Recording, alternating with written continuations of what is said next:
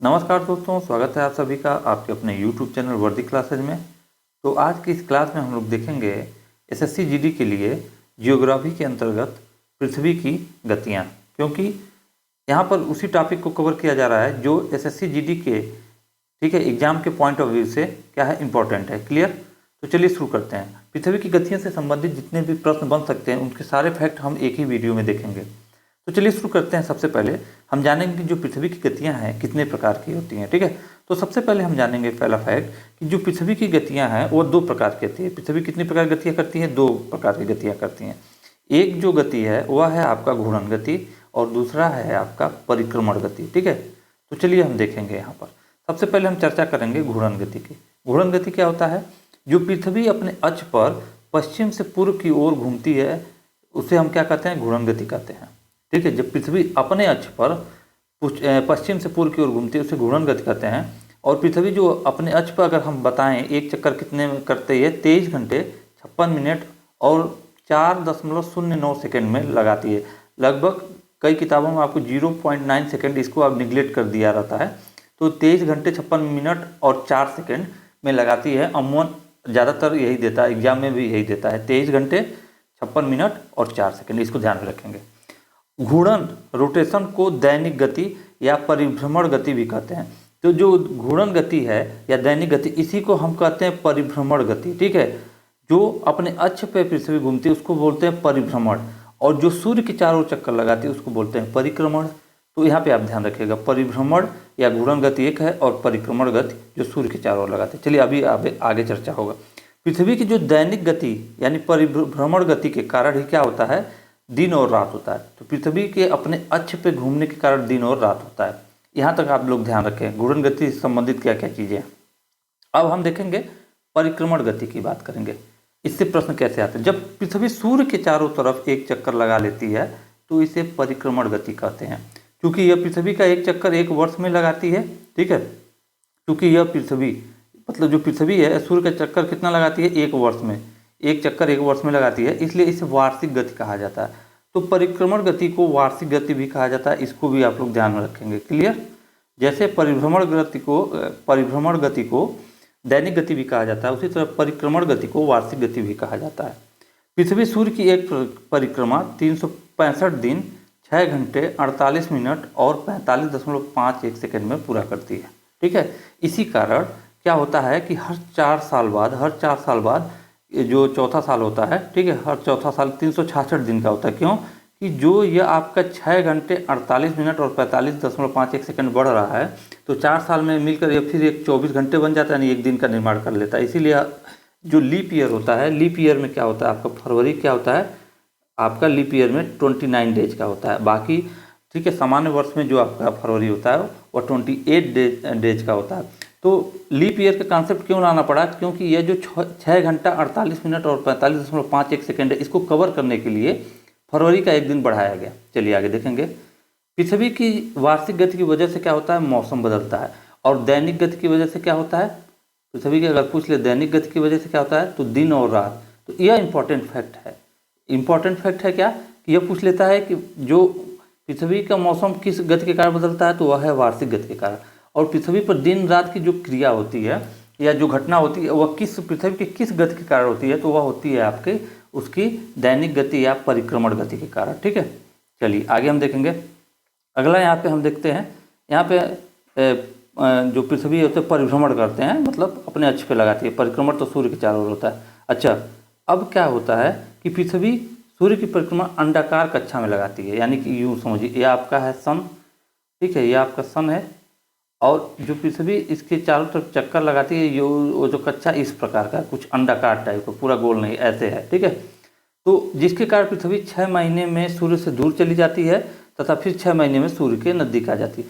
तो जब यह कक्षा अंडाकार है, इसके कारण जैसे मान लीजिए यहाँ सूर्य स्थित है, यह अंडाकार कक्षा जब लगाएगी तो यहाँ जब पृथ्वी रहेगी, मान लीजिए सपोज दैट पृथ्वी आपकी यहाँ है, यहाँ पृथ्वी आपकी यहाँ पर है। ठीक है, पृथ्वी आपकी यहाँ पे है, तो यह देखिए नज़दीक रहेगा। इस कंडीशन में रहेगा तो ये सूर्य के नज़दीक रहेगा, लेकिन इस कंडीशन में रहेगा अगर पृथ्वी तो क्या सूर्य से दूर नहीं रहेगा?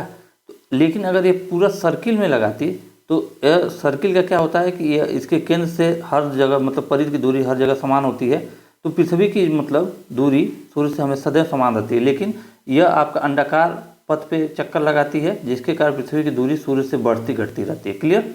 चलिए आगे देखेंगे। अब यहाँ पे हम देखेंगे इम्पोर्टेंट फैक्ट क्या, यहाँ पे इम्पोर्टेंट देखेंगे, देखिएगा जो इम्पोर्टेंट फैक्ट को हम यहाँ से देखते हैं, यह है आपका यहाँ से। चलिए देखते हैं क्या है इम्पोर्टेंट फैक्ट। उपसौर तथा अपसौर की घटना देखते हैं। पृथ्वी 3 जनवरी को सूर्य के सबसे नज़दीक आ जाती है तथा इस स्थिति को उपसौर कहते हैं। जब पृथ्वी सूर्य के सबसे निकट आती है वो कब आती है? 3 जनवरी को आती है, और इस घटना को उपसौर कहते हैं। तथा ठीक 6 महीने के बाद 4 जुलाई को पृथ्वी सूर्य से सर्वाधिक दूरी पर होती है तथा इस स्थिति को हम अपसौर कहते हैं। ठीक है, क्या कहते हैं? इस स्थिति को हम अपसौर कहते हैं, और जब वह आपका जब पास होती है तो वह उसको हम बोलते हैं उपसौर। तो इसको याद कैसे रखेंगे? जैसे हम बोलते हैं दूर, ठीक है, दूर, तो दूर में क्या होता है? ऊ आता है, ठीक है, तो जस्ट उल्टा समझिएगा। दूर की जब बात करें, ठीक है, तो दूर का दूर में ऊ आता है, तो समझिए कि आपका जो उपसौर है उल्टा समझिएगा, ये क्या है? नज़दीक हो जाएगा। ठीक है, तो उपसौर जो आएगा ऊ आ रहा है, दू में भी ऊ आ रहा है और उपसौर में ऊ आ रहा है, तो यहाँ दूर का मतलब ये दूर से नहीं लेंगे, यहाँ उल्टा ले लेंगे, नज़दीक से लेंगे। क्लियर? चलिए सिंपल सीधे याद रखिएगा। अगर हम बात करें कि दूर की बात कर रहा है, तो सबसे पहले दूर की बात कर रहा है, तो दूर में सबसे पहले अगर हम वर्णमाला देखें तो सबसे पहले अ आता है कि ऊ आता है, तो आप कहेंगे अ, तो अ को प्रायिकता देंगे कि दूर मतलब बड़ा, तो बड़ा मतलब सबसे पहले कौन आएगा? अ, फिर उसके बाद ऊ आपका छोटा है, अब ऊ आपका आ रहा है बाद में। चलिए आगे देखते हैं। उपसौर तथा अपसौर को मिलाने वाली रेखा सूर्य के केंद्र से गुजरती है और इसे एपसाइड रेखा कहते हैं। क्या कहते हैं? एपसाइड रेखा या एपीसाइड रेखा कहते हैं। अगर पृथ्वी झुकी नहीं होती तो प्रकाश वृत्त जो होता है विषुवत रेखा सहित सभी अक्षांश रेखा को 2 बराबर भागों में बांटती, जिसके कारण पृथ्वी पर सभी जगह 12 घंटे का दिन तथा 12 घंटे की रात होती है। लेकिन पृथ्वी क्या अपने अक्ष पर ऐसे थोड़ा टिल्ट है। कितना टिल्ट है? 23.5 डिग्री टिल्ट है। ठीक है, आप देखेंगे पृथ्वी अपने अक्ष पर 23.5 डिग्री लगभग टिल्ट है, जिसके कारण क्या होता है, परंतु ऐसा नहीं है, क्योंकि पृथ्वी अपने अक्ष पर 23.5 डिग्री झुकी हुई है, इसलिए हर जगह दिन और रात क्या होते हैं? बराबर नहीं होते हैं। अच्छा, चूंकि पृथ्वी के झुके रहने की स्थिति में भी प्रकाश वृत्त केवल विषुवत रेखा को 2 बराबर भागों में बांटती है, जिसके कारण विषुवत रेखा पर 12 घंटे का दिन एवं 12 घंटे की रात होती है। विषुवत रेखा के अलावा सभी अक्षांश रेखाओं को प्रकाश वृत्त असमान भागों में बांटती है, यानी कि उसमें दिन और रात का जो अंतर होता है, मतलब दिन और रात का जो टाइम पीरियड होता है वो डिफर रहता है, बराबर नहीं होता, जिसके कारण दिन और रात में अंतर होता है।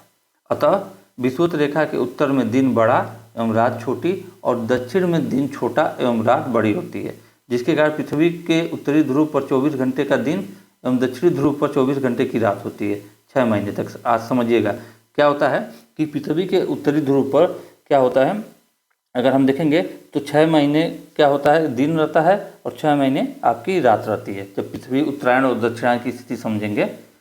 अब यहाँ पे हम समझते हैं 21 मार्च से 23 सितंबर तक सूर्य की किरणें उत्तरी गोलार्ध पर अधिक होती है। यानी देखिए, अगर हम यूँ पृथ्वी बना दें और ये आपका है विषुवत रेखा यानी भूमध्य रेखा, अगर हम बात करें तो इस समय सूर्य की स्थिति जो रहती है ये आपका उत्तरी गोलार्ध, ऊपर वाला आपका उत्तरी गोलार्ध है, नीचे वाला आपका दक्षिणी गोलार्ध है।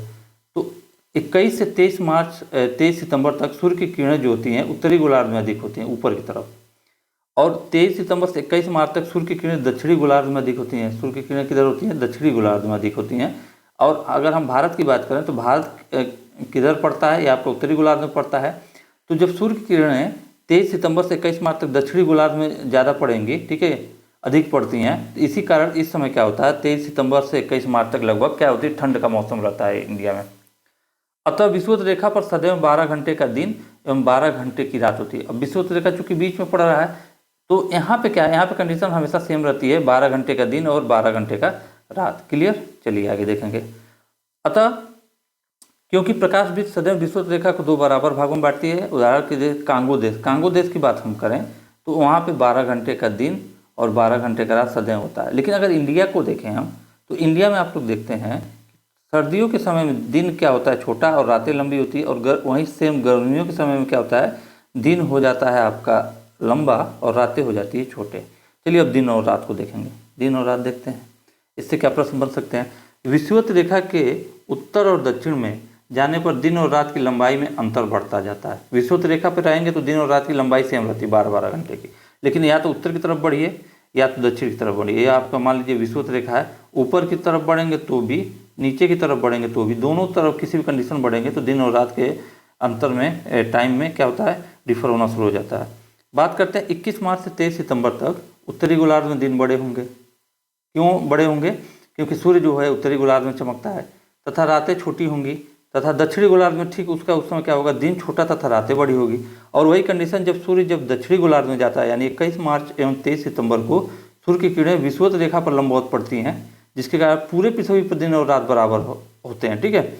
और कंडीशन कब बदलता है? कंडीशन तब बदलता है 21 जून को सूर्य की लंबवत किरणें कर्क रेखा पर सीधी चमकती हैं, जिसके कारण इस दिन उत्तरी गोलार्ध में सबसे बड़ा दिन एवं सबसे छोटी रात होती है। यानी गर्मी के समय में जो होता है, अपने क्षेत्र की बात करें, क्योंकि कर्क रेखा की अगर हम बात करें, 21 जून को कर्क रेखा पर सूर्य की किरणें लंबवत चमकती है।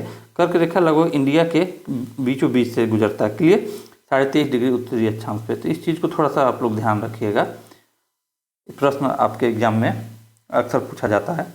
अच्छा, 22 दिसंबर को हम देखेंगे तो 22 दिसंबर को सूर्य की लंबवत किरणें मकर रेखा पर पड़ती है। देखिए, यह आपका है, यह आपका भूमध्य रेखा है, यह आपका कर्क है, यह आपका मकर है। तो 22 दिसंबर को आपका मकर रेखा पर लंबवत पड़ती है सूर्य की किरणें। 21 मार्च को सूर्य की लंबवत किरणें विषुवत रेखा पर पड़ती है। विषुवत रेखा माने इससे बीच वाले पे, क्लियर। तो इन 3 चीज़ को आप लोग ध्यान में रखिएगा। कौन कौन सा डेट आप ध्यान रखेंगे? एक डेट याद रखेंगे आप, 21 जून। 21 जून क्यों इम्पोर्टेंट है? क्योंकि यहाँ पे सूर्य की जो लंबवत किरणें हैं किधर पड़ेंगी? कर्क रेखा पर, यानी उत्तरी गोलार्ध में। इंडिया की बात कर लेते हैं। उसके बाद हम बात करते हैं 22 दिसंबर की। ठीक है, 22 दिसंबर। तो 22 दिसंबर क्यों इम्पोर्टेंट है? उस समय सूर्य जो है आपका, सूर्य की जो लंबवत रेखा है, मतलब किरणें हैं, वो कहाँ पड़ती है? आपकी मकर रेखा पर। मकर रेखा मतलब दक्षिणी गोलार्ध में। और जब हम आते हैं 21 मार्च को, 21 मार्च को, ठीक है, तो 21 मार्च में जो सूर्य की लंबवत किरणें होंगी वो पड़ेंगी विषुवत रेखा पर। कहाँ पड़ेंगी? विषुवत रेखा, जिसको हम भूमध्य रेखा भी बोलते हैं। तो इस चीज़ को ध्यान रखिएगा। ये डेट इंपॉर्टेंट है, 21 जून, 22 दिसंबर और 21 मार्च। चलिए आगे हम देखेंगे। अब यहाँ पे हम देखेंगे 21 मार्च को हमने पढ़ा था कि सूर्य की लंबवत किरणें विषुवत रेखा पर पड़ती हैं, जिसके कारण पूरे पृथ्वी पर दिन और रात बराबर होती है। इसी कारण 21 मार्च को पूरे पृथ्वी पर मौसम एक समान पाया जाता है, 21 मार्च को। ठीक है। विषुव की बात करते हैं। विषुव क्या होता है? जब सूर्य की लंबवत किरणें विषुवत रेखा पर पड़ती हैं तो इसे विषुव कहा जाता है। 21 मार्च को बसंत विषुव कहा जाता है। 21 मार्च को क्या कहा जाता है? बसंत विषुव। 21 जून को सूर्य की लंबवत किरणें कर्क रेखा पर पड़ती हैं तथा उत्तरी गोलार्ध में दिन की लंबाई बढ़ जाती है। इसी कारण उत्तरी गोलार्ध में गर्मी का मौसम होता है। भारत के क्षेत्र में की बात करें तो इसके ठीक विपरीत दक्षिणी गोलार्ध में सूर्य की किरणें तिरछी तथा कम समय तक पड़ती हैं, जिसके कारण दिन की लंबाई कम तथा दक्षिणी गोलार्ध में शीत ऋतु पाया जाता है। उसी ठीक उल्टा देखेंगे, जब 21 जून के बाद सूर्य दक्षिणायन होने लगता है तो 23 सितंबर को सूर्य की किरणें विषुवत रेखा पर लंबवत पड़ती है, जिसके कारण दोनों गोलार्ध में सूर्य ताप बराबर मिलता है, जिसके कारण पूरे पृथ्वी पर मौसम एक समान होता है। इस स्थिति को शरद विषुव कहते हैं। 23 सितंबर के बाद जब सूर्य दक्षिणायन होने लगता है, मतलब विषुवत रेखा को उधर जाने लगता है, दक्षिण ध्रुव की तरफ होने लगता है, तथा 22 दिसंबर को सूर्य की लंबवत किरणें मकर रेखा पर पड़ने लगती है, तो उस समय दक्षिणी गोलार्ध में गर्मी बढ़ेगी, जिसके कारण दक्षिणी गोलार्ध में दिन की अवधि लंबी तथा रातें छोटी होती है और टेम्परेचर भी बढ़ने लगता है उधर। अच्छा, और क्या होता है? जिसके कारण दक्षिणी गोलार्ध में ग्रीष्म का मौसम अनुभव होता है और उस समय हमारे यहाँ ठंडी पड़नी, दिसंबर में ठंडी नहीं पड़ती, दिसंबर जनवरी फरवरी में, तथा इसी समय उत्तरी गोलार्ध में सूर्य की किरणें तिरछी पड़ती हैं तथा कम समय तक पड़ती हैं, जिसके कारण उत्तरी गोलार्ध में दिन छोटा होगा, कम समय के लिए पड़ेंगी, रातें बड़ी होंगी और यहाँ शीत ऋतु का मौसम होगा। ठीक है। तो पृथ्वी की गतियों से कितने प्रश्न बन सकते हैं, आपको पूरा चर्चा यहाँ कर दिए। आशा करते हैं वीडियो आप लोगों को बहुत ही अच्छी लगी होगी, और अगर यह वीडियो आप लोगों को अच्छी लगी हो तो कृपया आप लोग अपने, ठीक है, ग्रुप में जो SSC GD की तैयारी करते हैं उनके पास शेयर करें, जिससे उनको भी लाभ मिले। ठीक है। तो इसी तरह हम सारा GS कवर करेंगे। तो फिर मिलेंगे अगले वीडियो में, तब तक के लिए जय हिंद, जय भारत।